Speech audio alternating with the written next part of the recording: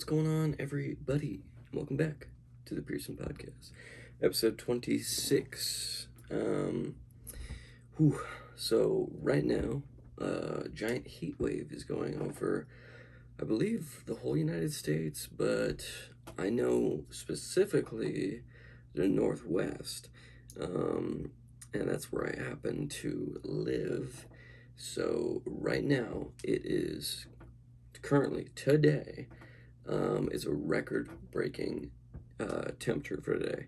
It is going to be, so regularly, I think the high was like 100 or like high 90s, but today it's going to be 106. And in the Northwest, there's humidity. It's about 50% humidity, and yes, it is difficult. So at some point, I will probably have to turn on my AC. So it'll be kind of a background noise, kind of annoying, but it's just necessary, or else I will cook.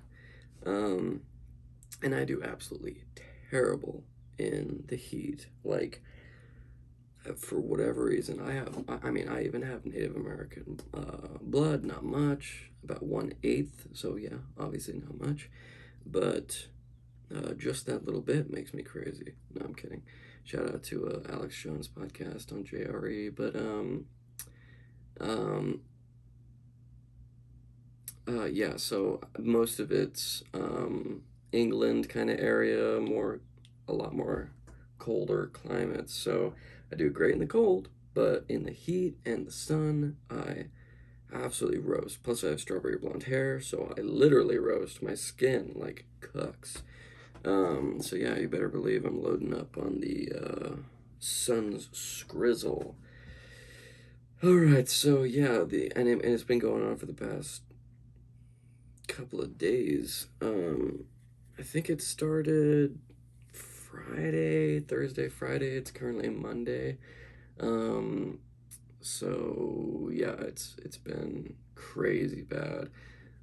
As you guys may know, we have a nice barbecue at Traeger, and usually when I start it up, there's that initial smoke that happens, and then so the wind kind of catches it and blows it, and gets into some of the seeps of the barbecue or whatever, and blows it out. And this time, just a little bit was kind of floating out. I'm like, what the heck? That's weird. Open the thing, and it's just filled with smoke, and it literally just stagnantly like rose super slow, and I was like, holy crap! Like there is not an ounce of wind. Like it was actually insane. No wind, 50% humidity, 100 plus temperature. It is, I mean, where we live, it's just like, you do not expect that. Like, if in the summer we get in the 80s, that's great, and that's hot. Like, that is hot, but here it's 20 degrees more right now, and it's bad.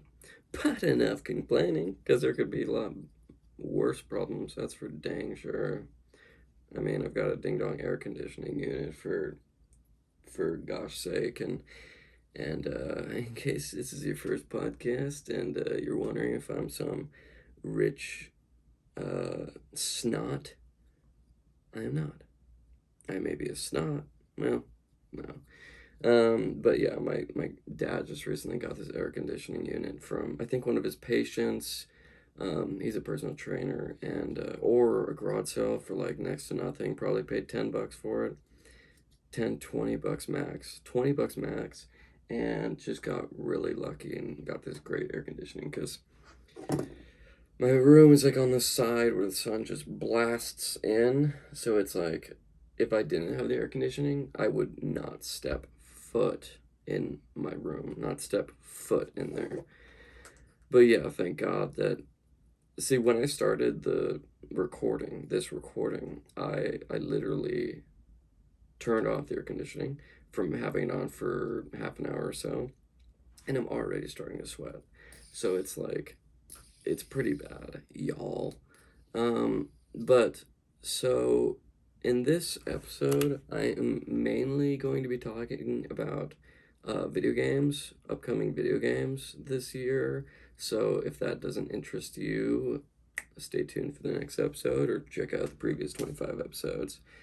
Um, so just a quick kind of like whatever. What I'm going to be talking about is I'm going to talk about the upcoming Battlefield 2042, Dying Light 2, um, New World, which is a video game made by Amazon. I believe it's their first game, and Hytale, um, which is like a Minecraft kind of an evolved version of Minecraft.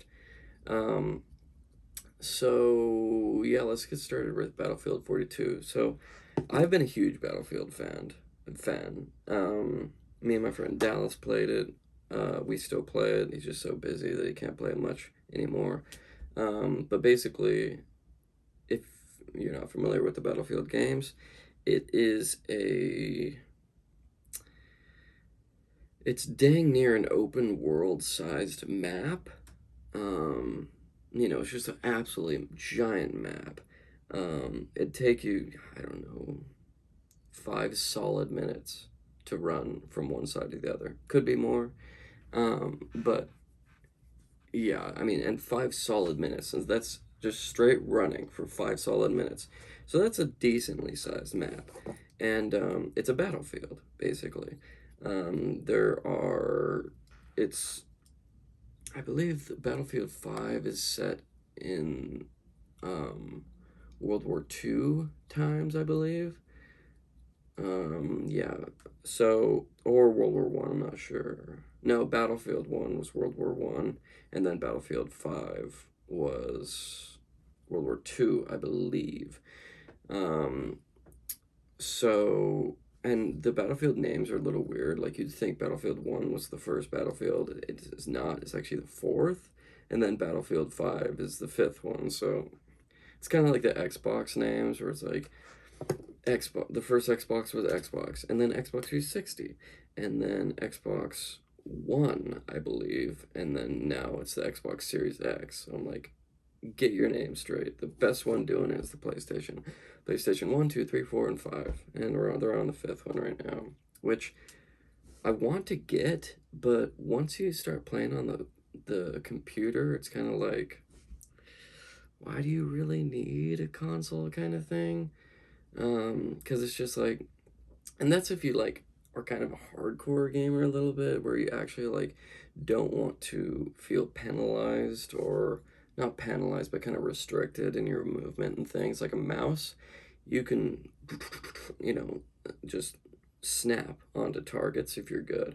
And a controller, you have just two little sticks. So you hold it to the left, and your guy will turn until you stop holding it to the left, and the guy will stop.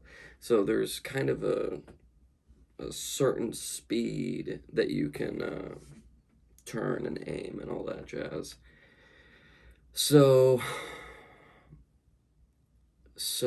yeah, I'd like to get the PS5, but probably won't, just because I'm trying to save money, and there are a lot better things I could buy rather than a PS5, that's for sure. So basically, Battlefield 2042.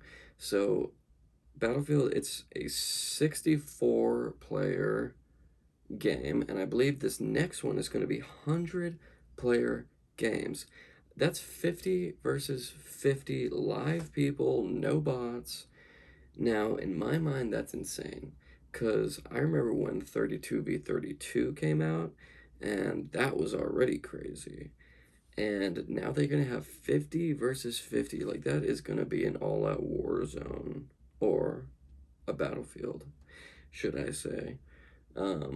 So Battlefield is always fun because there is basically everything is destructive. You throw a grenade at the ground, it explodes, it leaves a little crater. You throw a grenade inside of a house, it explodes, part of the house explodes.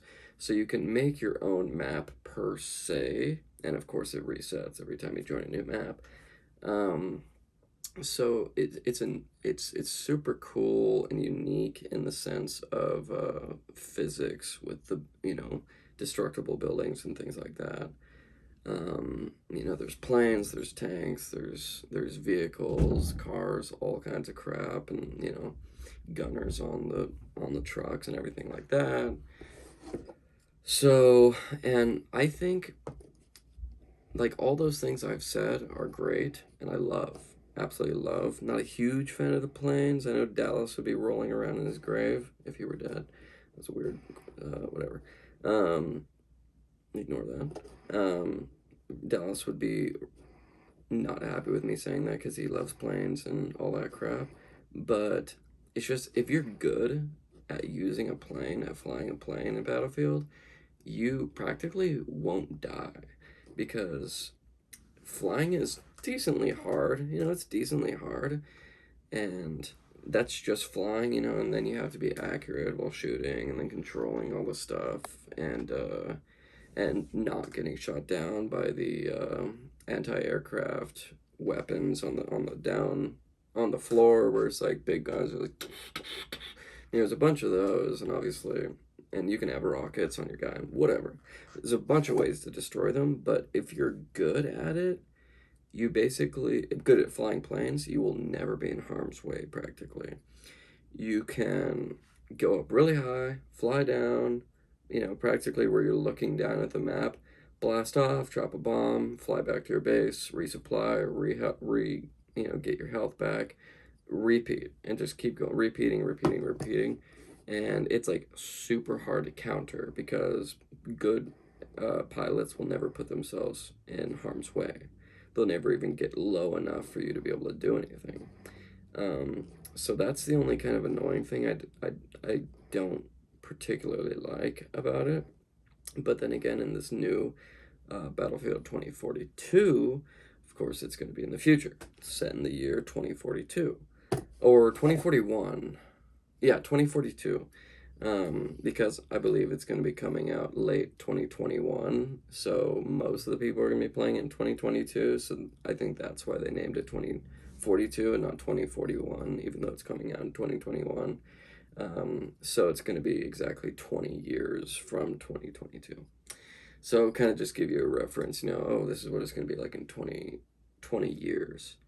But it's in 20 years, so I bet they're going to have a lot better anti-aircraft weapons and on-person rocket launchers and stuff like that that you can have. So that's going to be good. But then again, 20 years from now, they're also going to have a lot better aircrafts and jets and all that stuff. So we'll see how that works out. I'm very excited to see what kind of like future stuff they implement because the gameplay trailer just came out. I don't know, like a couple weeks ago or something, and we briefly talked about this on the Meat Locker, my other podcast. If you want to check that out, the Meat Locker podcast on YouTube, Spotify, all the audio platforms, including video on YouTube, and we briefly touched on it, but yeah, I'm going into depth.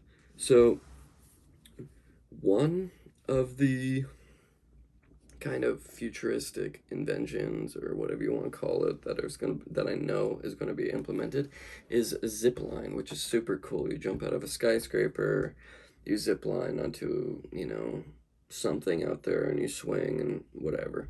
It looks really cool, like super cool. So that is gonna be cool, and as far as guns, I bet they're just gonna, instead of like an M4A1, they're gonna do an M8A1 or some weird thing like that. Just kind of change the words around. Instead of UMP 45, UMP, I don't know, 75 or just something like that. That's what most games do. And just kind of up the appearance, up the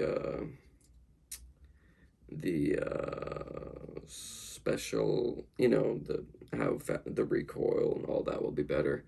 But then again, you have to wonder how they're gonna balance all these guns, because in real life there's practically no recoil on a lot of guns. Um, it if you're setting up the gun to have no recoil, obviously, an Uzi, just bare minimum, you're gonna shoot it and it's gonna go wild. But if you have a nice, AR-15 with a bunch of nice stuff, then no, it's not going anywhere. It's gonna be basically dead on. So I'm curious on how they're going to, you know, kind of balance that to make, nothing too overpowered. Um, so yeah, I'm very curious for that. And okay, so this is the thing I was going to get into. All of the things that I've said that are good about the Battlefield games are great and they make it fantastic. But I think the number one thing that makes it great for me personally as opposed to Call of Duty is in Call of Duty, if you go negative in your kill to death ratio, you're not having fun. Even if you go positive, sometimes if it's not like crazy good, you're not having fun. But if you get 3 kills in Battlefield and 20 deaths, you still have so much fun because each kill you get is so rewarding and each life has so many cool little things that happen. A plane will go right by you, or a tank shell will go right next to you, or you'll see some cool stuff, or you'll do whatever. And there's a lot of objective things that you can do. So even if you're not getting kills, you're still doing, you're still helping your team out. So basically, even if you don't do good necessarily kill to death ratio wise, it still is incredibly fun. And that's the whole reason you play video games, to have fun. And if you only have fun when you do good, then what's the point? Especially with Call of Duty. I mean, don't even get me started with skill based matchmaking.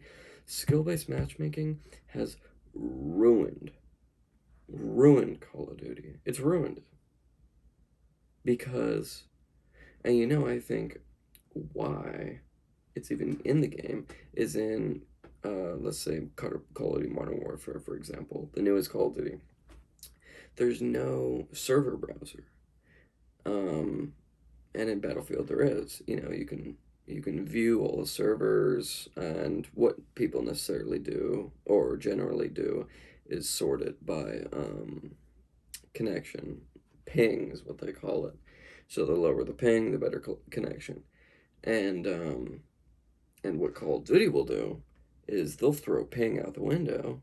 If you have good ping, that's great. But what they prioritize is skill based matchmaking, which simply means the better you are, you will be put with people your skill level. So if you get good, doesn't make a difference because you're going against people that are also getting good. So every single game you go into is like a competitive world championship. People don't have fun on video games anymore because they've been blinded by the fact about all these YouTubers getting some crazy high kill games and all this stuff. And all they care about and all they relate to is getting a good score. And they relate to getting a good score with having fun. And if you have a bad score, it wasn't fun. And that's just not how it was when I played. I started with Modern Warfare 2. Yeah, it's crazy to think now that there's a Modern Warfare and that's the newest game.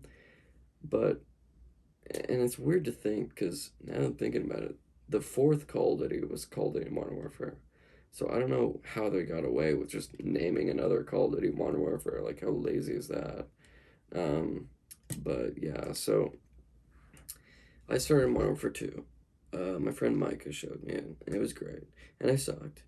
And I remember him telling, "Hey, look, you gotta look at the radar, as you're playing." And then I slowly, put it together and look at the radar and blah, blah, blah. If you play Call of Duty, you know what I'm talking about. Or if you play any FPS game for that matter, you know what I'm talking about with the radar thing. But, so, let me make sure I'm still recording. That's what I like to see. Um, so yes, and Modern Warfare 2, I mean, probably the best gaming experience I'll ever have. Um, yeah, I mean, it was an amazing game, still is. And then we went from Modern Warfare 2 to Black Ops, Call of Duty Black Ops. That was cool because that was the first Call of Duty I saw the multiplayer gameplay reveal, which was like, it blew my mind because I was like, a new Call of Duty's come out and they're like the previous game but updated. You know, new maps, new guns, everything. I'm like, and new mechanics. I'm like, holy crap. And then, so Black Ops came out and I saw this multiplayer reveal trailer. Because I didn't start Modern Warfare 2 at the beginning. Or maybe I did, but I didn't watch like the multiplayer reveal trailer or anything like that. I probably started a little bit into the beginning of the game. So, got. And Black Ops was an amazing game. I had two world records in Black Ops, um, Call of Duty Black Ops. Two world records. So that's, I guess, come to think of it, I got pretty good at Call of Duty pretty quick because I got decent at Modern Warfare 2. I always wanted to get a nuke and there's 25 kills in a row, which now looking back of it would be easy because it includes your kill streak kills. And, and by the way, I'm trying to explain what I'm saying just in case anybody doesn't know, like, has never played Call of Duty or doesn't even play video games. But then again, they're probably not watching this if they did. So I'm trying to, balance explaining everything and not, boring the audience that already knows what I'm about to say. So, but yeah, nukes in Modern Warfare 2 wasn't just gun kills, it was kill streaks included, which, for example, you get 7 kills in a row, you get a jet that follows you around and just shoots people and helps you out. So the kills that the jet would get would stack on to your kill streak for the 25 kill streak, which was a nuke. Called in the nuke, bombs everyone, kills everyone, and ends the game. And you automatically win. It's pretty cool. Um, so, Call of Duty Black Ops. That was awesome. Absolutely love that game. Two world records, like I said. One was in Zombies, the map Ascension, which that wasn't the moon level. That was I don't know. It had something to do with a rocket, I thought, but yeah, something like that. Blah blah blah. But I got to round 150, which is crazy. It took me more than a day, and I was featured on a video, but for the life of me, I can't find it anymore. And then most kills, and this was before I even played or did YouTube. So I didn't upload it anywhere, and I don't even I just, so no one knew I had it, but I looked up like highest kills, and it um, wasn't anything close. So it was,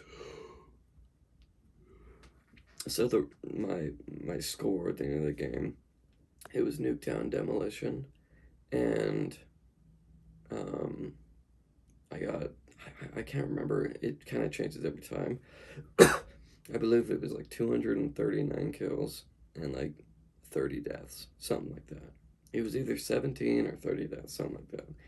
So it was good, and I used the M60. It was just like, like an LMG, just slow chugging of fire rate, and it was nice, super fun.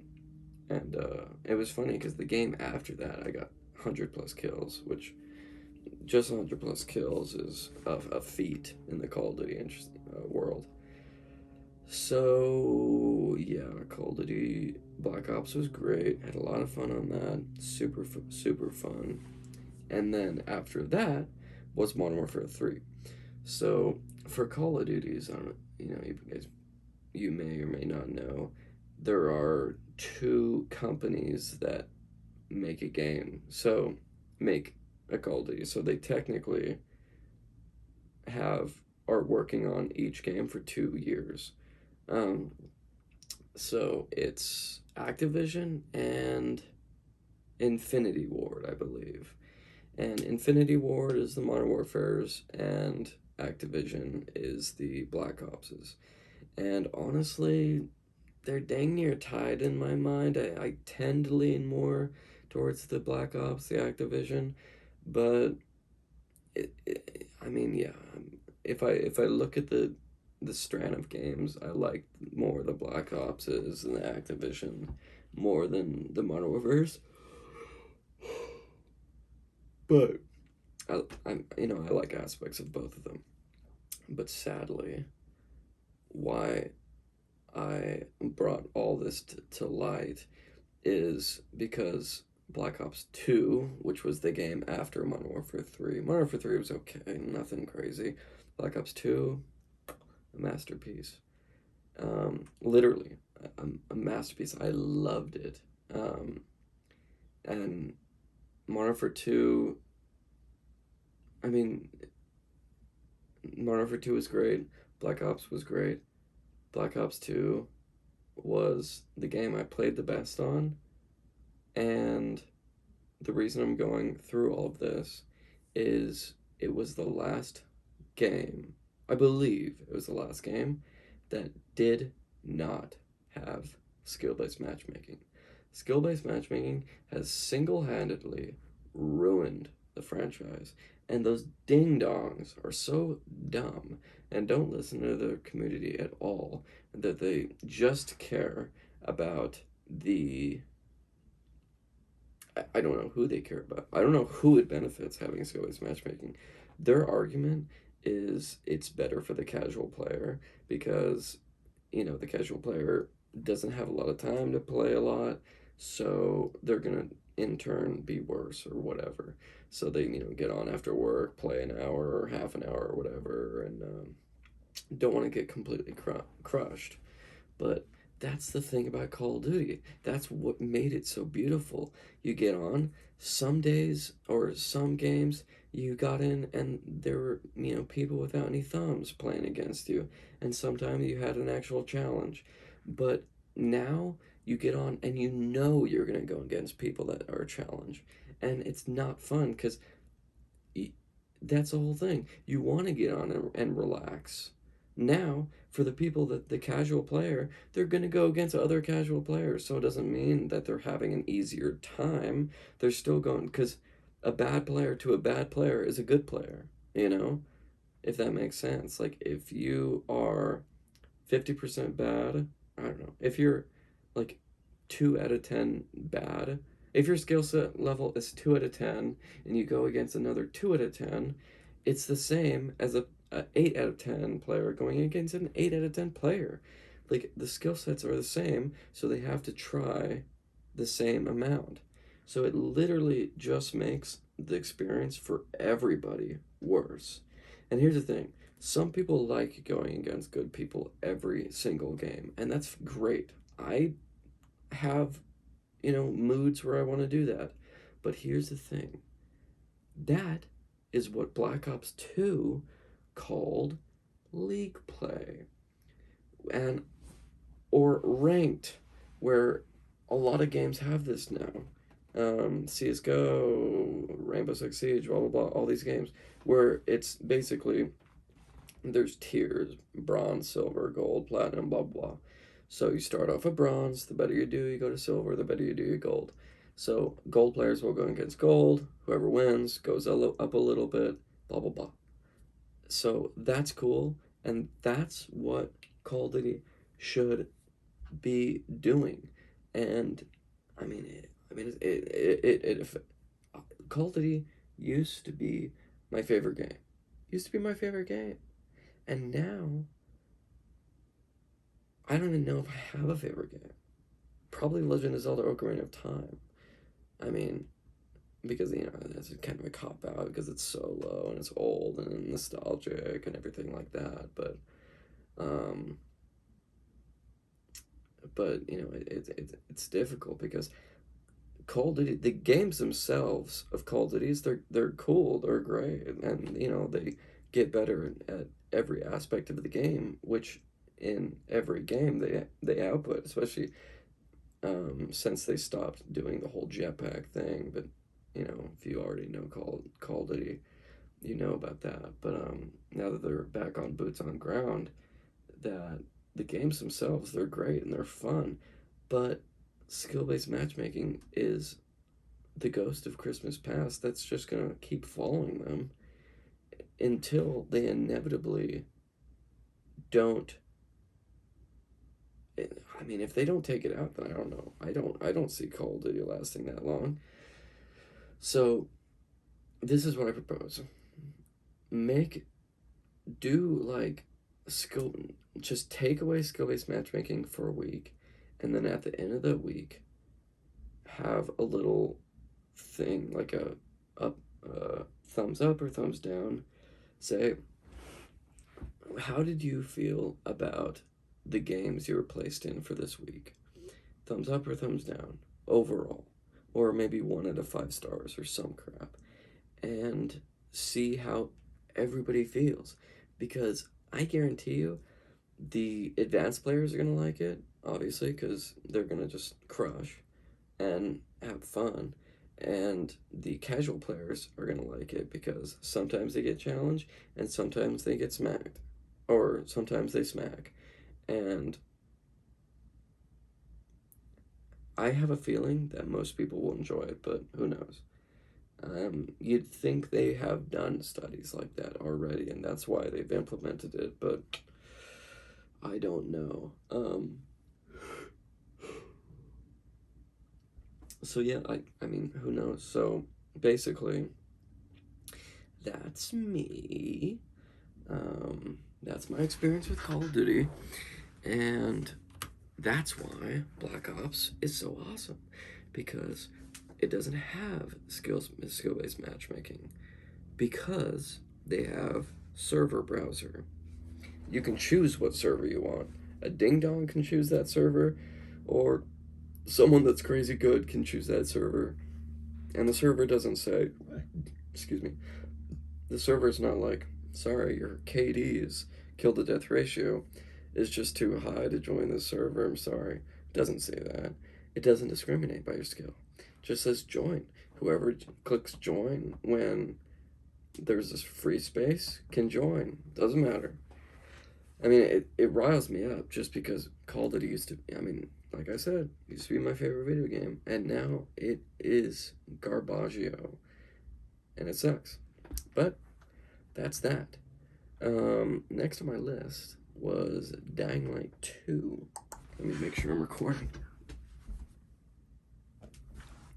Dang, we're already 33 minutes in, not bad.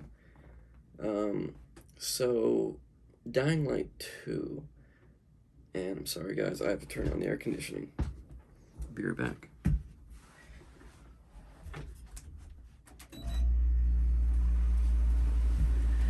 So yeah, you guys are gonna hear that, and I truly apologize. I'm gonna get a little closer to the my phone so it's easier to hear. But so Dying Light 2, Dying Light 1. So basically, Dying Light is and just so you're wary, I'm probably gonna turn it off in like 5 minutes. I just want to kind of like recirculate the cool air in here. It's getting a little hot. So Dying Light is a apocalyptic zombie game where it's open world, and if anybody doesn't know, open world games means it's just a giant map and you can go anywhere you want as long as you don't die, like maybe some places are a lot more difficult to live, but yeah, you can just go anywhere you want, go into anywhere you can. Like, it's great. I love it because there's too many games where it's like, oh, you can't go here because you can't go here because it's like it's basically like there's invisible walls, like, oh, that rock, you should be able to jump on top of that rock, why can't you? It's because they didn't intend you to go that way. You need to go down this path, And why would I do that when I know there's a giant monster right there? Why would I not flank and, blah, blah, you know what I mean?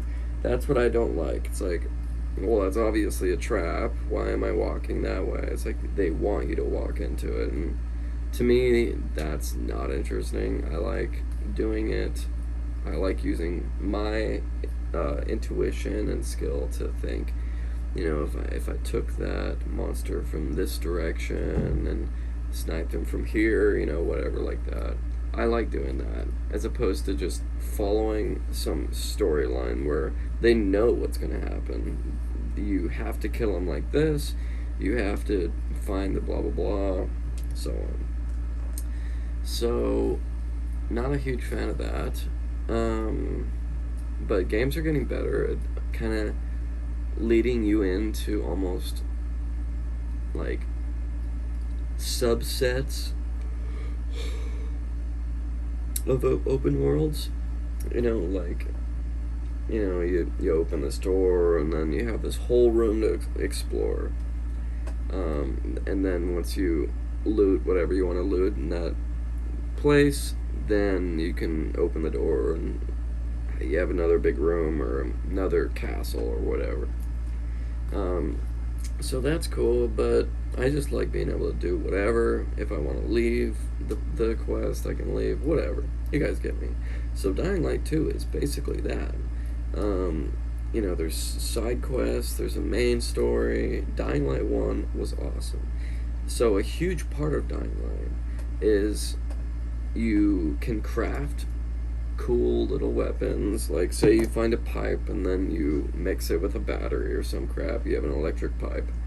It's cool. It's gory. It's awesome. But the coolest part, arguably, is the movement. Your guy basically is a parkour master. So he, can jump high. He climbs. He can do all these cool combat moves where he like jumps and like double kicks at the zombie or like uses the zombie to like boost him or all kinds of stuff. So Dying Light has always been fun. Like even Dying Light 1 came out and it was I don't know, 2016 maybe, and the graphics hold up to this day, which usually if you see a game from the 2016, the graphics are like, it's alright. Not bad, but they're alright. But Dying Light 1, the graphics were great. It's to this day. And so Dying Light 2. Dying Light 2 was supposed to come out summer of last year, I believe. So me and Jax have been huge Dying Light fans for a while, and we played together because it's one of the only games you can do off online co-op, where it's basically like you do the same game that you would single player, but just with someone else. In this case, with my little brother Jax, he just plays in the other room, so you don't have to do split screen. You can be in the same world, and do the single player. So we love doing that. That's so awesome. But sadly, there was some problem with connecting each other in Dying Light 1. Like, we connected for the first day, and then once we left, it was always difficult getting in the game again. It was very peculiar. Yeah, we don't have to get into that, but so Dying Light 2, we've been waiting for years for Dying Light 2 because, of course, we knew, okay, well, this game's made in 2016, it's going to have connection problems. I'm going to turn off the AC.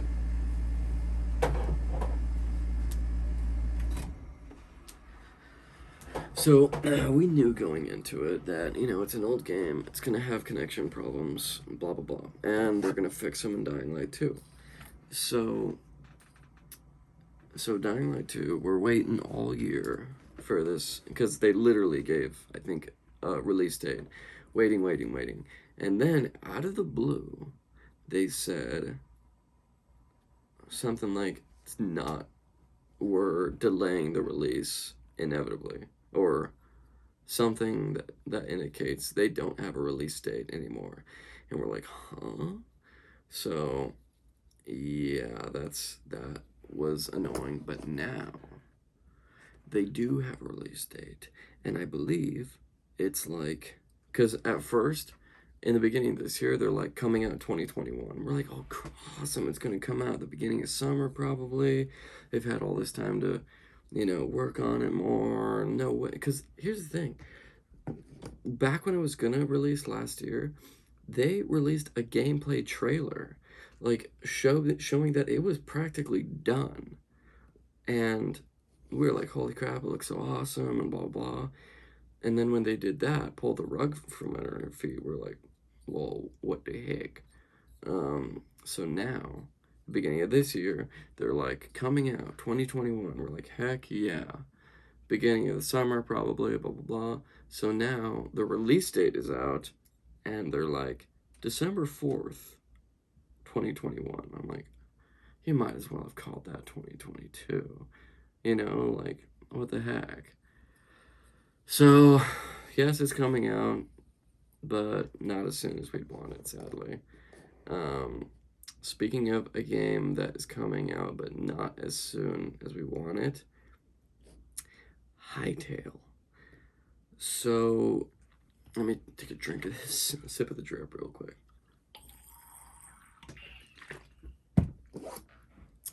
So, Hytale. Hytale is a evolved version of Minecraft per se. And I am just going to go off the notion that everybody knows what Minecraft is. So Minecraft, you can get things called mods, modifications, and say you can make it to where there's tigers in the game, or basically anything. You can make it to where there's guns in the game. You can make it to where there's different biomes. Make it to where you're in space, whatever. Mods are awesome.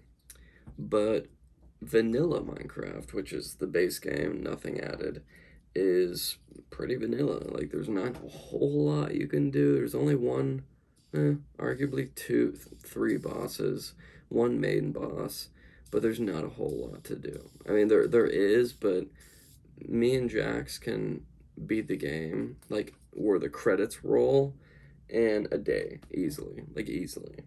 And even if we stretch it out and, like, really, like, play, I don't know, a couple hours a day, easily we'll finish it in a week. And so basically everybody says, okay, well, I'm just going to add these mods and make it a lot more interesting. So Hytale is basically Minecraft, but a little bit better graphics, and vanilla Minecraft, but with a much bigger story, a heck of a lot more to do. There's story, there's side quests, there's so much more to do. Basically Minecraft, vanilla Minecraft with like all the mods, but coinciding with each other. And a lot of people have made Minecraft clones, in quotations, clones, in the past, and they never work out because what they're doing is going 0 to 100, and Minecraft obviously started at like 5%, where it's like you couldn't do jack. There weren't even animals, you couldn't craft, blah, blah, and then they bring up crafting, and then they bring out animals, and then they bring out new blocks, and then they bring out bosses, blah, blah, blah. Like, it's slowly, it's been out for like 12 years, and it's not that advanced, So, and that's 12 years of, evolving. So, there's this Hytale game, and everybody thinks it's, some people think it's not going to work out because the very thing I just said, they're going 0 to 100. Nothing to releasing a game that has, is Minecraft, has everything Minecraft has, but 1,000 times more things. So, they're thinking there's going to be bugs, it's not going to work, it's not going to be fun, they're going to, pack way too much in, can't handle it, blah, blah, blah. And why I think it has the best chance of working out of any game or Minecraft clone that has come out, is because of Hypixel. Hypixel, which is owned, which Hypixel owns Hytale. So Hytale is a video game. Hypixel is a Minecraft server, and I believe it's the biggest Minecraft server out there. And so if it's not the biggest, then it's one of the biggest by far, or easily. And so Hypixel is basically Hytale. Like, it has all the mods and all the crap, and is insanely successful, and has 100,000 players on there basically at all times. And so they're technically not starting from 0 to 100. They've been technically working on it for a very long time, doing this server. So they know the do's and don'ts. They know all of this crap.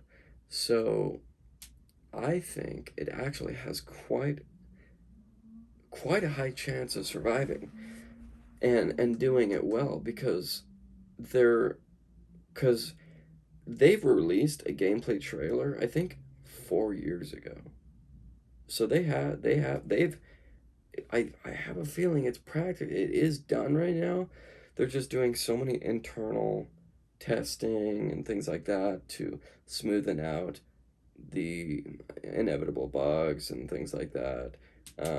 So when it does come out, it's as smooth as possible. So I am incredibly excited about that, because I was saying earlier, my favorite video game is Ocarina of Time. My favorite video game is Minecraft, hands down. And then Ocarina of Time probably second, then blah blah blah after that. But Minecraft is like my favorite game.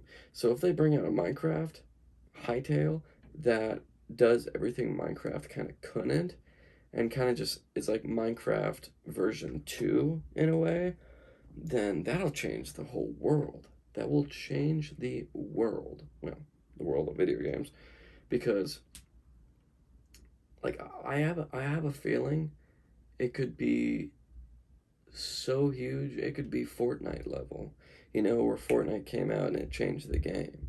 Everybody's like, holy crap, like this is literally a game changer. So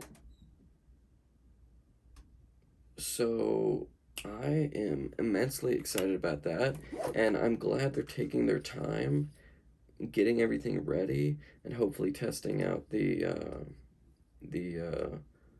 hopefully, making sure the servers can hold a crazy amount of people, because when that game comes out, it's been hyped for so long that everybody's going to want to play it, and hopefully it doesn't crash like this next game I'm going to talk about, New World.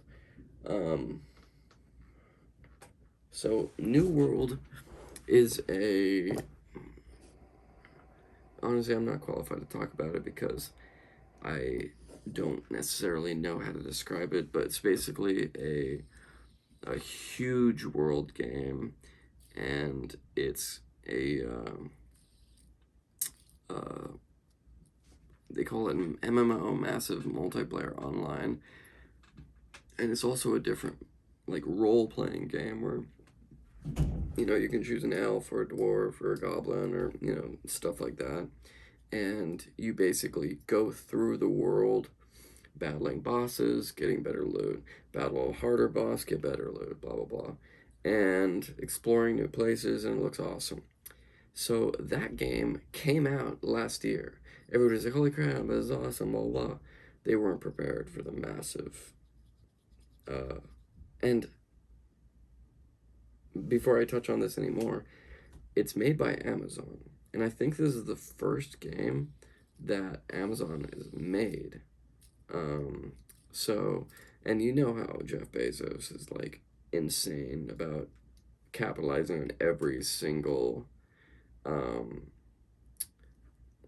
like space he can, literally space, like going to space, selling crap, video games now. He's probably going to have a production company for movies and TV shows and Amazon Prime and Prime Video and all this crap. Like, he doesn't stop.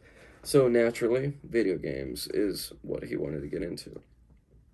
So, the reason why I think this is going to be huge is because Jeff Bezos doesn't go 50% into anything. He goes 100% balls deep. And he's like, hire the best video game players in the world, pay them whatever, and tell them to make the best game ever. And I guarantee you that's what they did. The game that would, they look at what the top games are and take a little bit from there, take a little bit from there, and then make this game. And I think this game is going to be insane. No, it's not going to be a game for everyone, but it's one of those games where someone gets on and can play it forever, basically. Not necessarily forever, because Minecraft is a game you can play forever, but one of those games where you can just put in so many hours and it's easily updatable, where they add new weapons, new maps, all that crap, but still stay in the same game. So basically, they released it, I believe, to the beta last year, and everybody was playing it, and everybody was loving it, but they couldn't. I believe it was because they couldn't handle the load of the amount of players that were playing it, and postponed the release date. Now, there had to have been another reason, and yes, I probably should have researched it, but this is a podcast. Nobody researches crap. They just say whatever. So, I think that, well, I know it was because of the payload, the load of the people, the amount of people trying to get it and everything like that. And it was some sort of bug or something like that, I'm sure. So they postponed it, and it's coming out, I believe, August this year. So in like a month.